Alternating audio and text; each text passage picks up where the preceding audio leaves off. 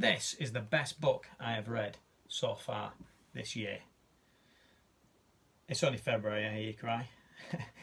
I dare say by the time we get to December, it'll still be the best book I've read this year. It is fantastic. It's called Spiritual Disciplines for the Christian Life, and it's by Donald S. Whitney. And you may say, spiritual disciplines, that doesn't sound too exciting. Well, it does sound too exciting, but let me tell you, it is.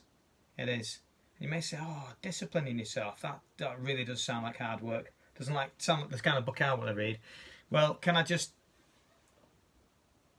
urge you to get over that and just say, do you know what?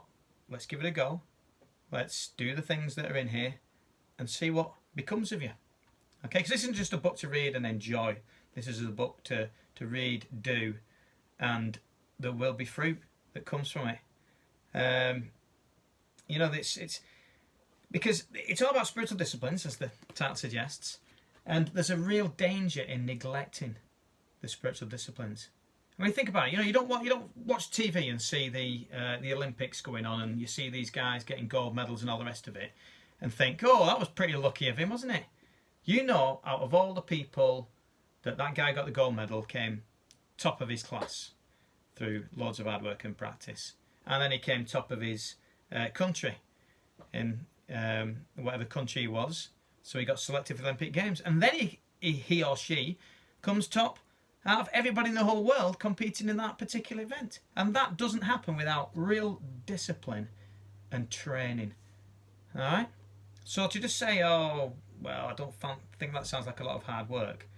Let me tell you, there is great reward for doing the spiritual disciplines that are suggested in this book. And you may say, oh, it sounds like a lot of hard work and I don't want to be bound to any kind of disciplines and stuff. Well, let me tell you, there's actually freedom in embracing these. There is freedom in being bound to what God says should be followed in your life, and it will really help you with your relationship with Him and your walk with Him, and your walk in this world amongst your fellow men and women.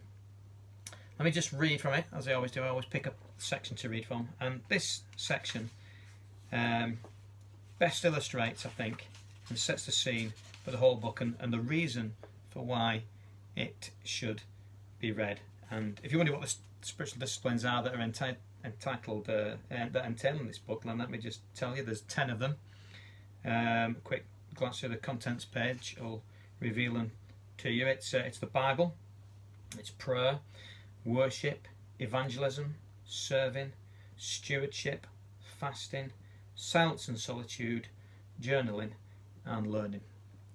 So, and if you follow those, you know, you will become a great Christian who's greatly used by God. And I'm sure we all want that, because time's short. You know, we'll be forever in eternity, and there'll be many things that we wish would have done down here that we can't do up there, like evangelism, for example, which is one of the disciplines in this book. But anyway, let me read this particular section that sets the tone at the beginning of the book. And it comes from a young lad who's only 6 years old, called Kevin.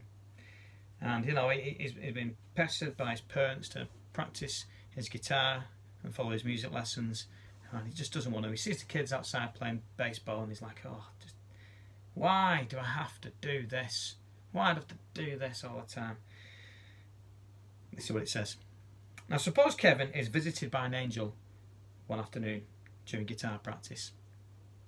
In a vision, he's transported to Carnegie Hall. He's shown a guitar virtuoso giving a concert. Usually bored by classical music, Kevin is astonished by what he sees and hears. The musician's fingers dance on the strings with fluidity and grace. Kevin thinks of how stupid and clunky his own hands feel when they halt and falter over the chords. The virtuoso blends clean, soaring notes into a musical aroma that wafts from his guitar. Kevin remembers the toneless, irritating discord that comes stumbling out of his. But Kevin is enchanted. His head tilts to one side as he listens. He drinks in everything. He never imagined that anyone could play the guitar like this. What do you think, Kevin?